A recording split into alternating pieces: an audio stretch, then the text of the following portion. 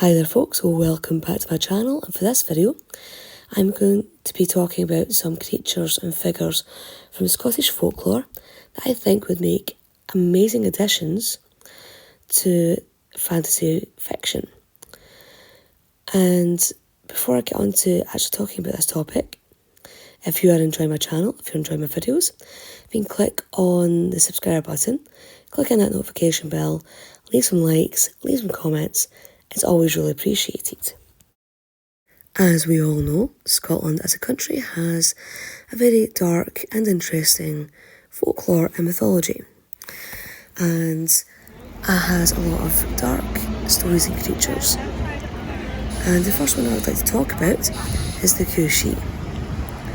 And Cúisí is Gaelic for Hound of the Fairies or Fairy Hound. And the Cúisí itself is a large dog, usually said to be the size of a calf, and it stands out even more by having green fur. It is said to bark 3 times, and if you're not safe inside in the safety of a home, by the 3rd bark you're said to die on the spot. And it is also believed that the Cúisí was spirits nursing mothers and babies away to the fairy realm. That in itself is quite dark, but there is also a cat's version, or a cat counterpart for the Cúisí, and it's called the Catshee. So obviously it is a fairy cat, the cat of the fairies, and as legend goes, it's said to be the size of a dog. I'm guessing it means it's the size of a medium to large dog. So at least the size of a German Shepherd or something, rather than the size of a Chihuahua or French Bulldog. And it's said to be black all over, with a white spot at the end of its chest. And some traditions suggest that a Catshee is a witch rather than a fairy, even though the Gaelic for this creature does state that it's a fairy cat. And the whole legend with it being a witch is that a witch will have the opportunity to change herself or themselves into a cat 9 times, and on the 9th time they'll have to remain as a cat. And some people have suggested that this is why cats are said to have 9 lives. And the Catshee is said to be the one that steals the souls of the dead away, and that is why the dead have to be protected between the periods of their death and when they're buried.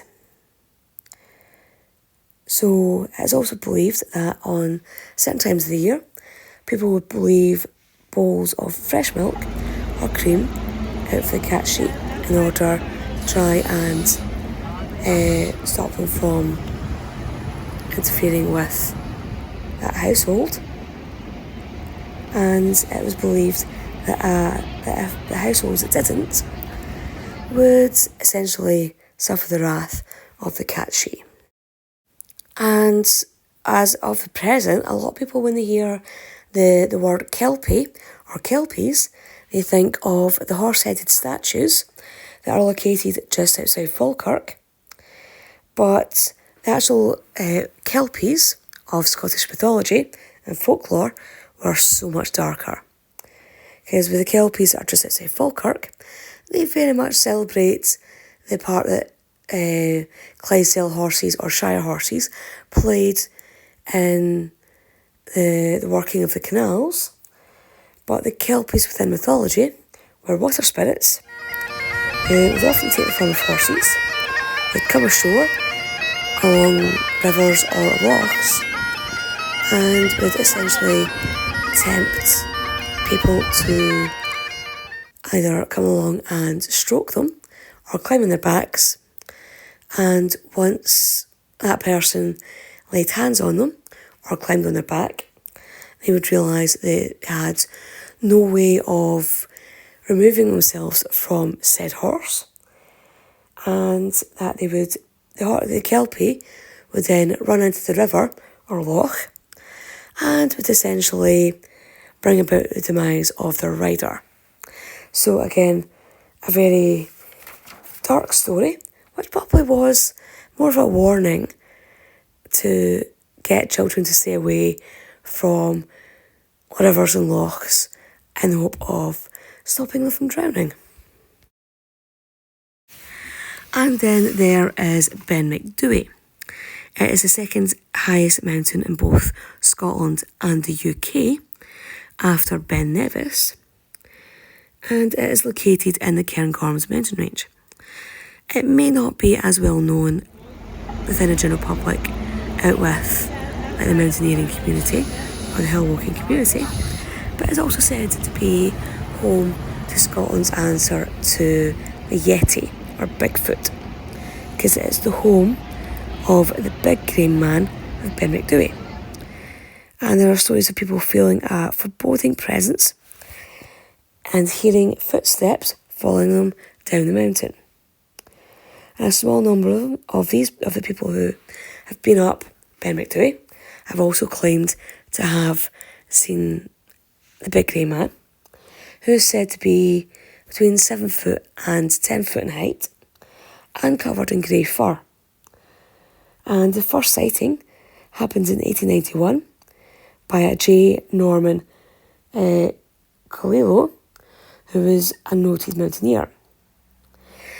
And even though I do find the whole story of the big grey man to be utterly fascinating, it is generally explained away by people seeing like broken spectres, having hallucinations from maybe exhaustion and isolation, and maybe misinterpreting natural sounds and phenomena. I still think that even though the big grey man could probably explain away by natural phenomena and experiences, it would still make a really interesting centre for a dark fantasy novel or collection of short stories. And okay, this is more of a modern one, but I still think this would make an amazing dark fantasy novel, and that is a story of the Gorbals vampire. And I have written a flash fiction based on these events, but I think it is something that could easily be expanded into a longer novel. So essentially, back in 1954, the children of the Gorbals in Glasgow thought that there was a vampire living in the southern necropolis on Caledonia Road in the Gorbals. And yeah, I think this would be such an interesting idea for a novel. I also think that Michael Scott, who's also known as the Wizard of the North, or the Borders Wizard, would also make an interesting central character for either like maybe a Scottish horror or a dark fantasy.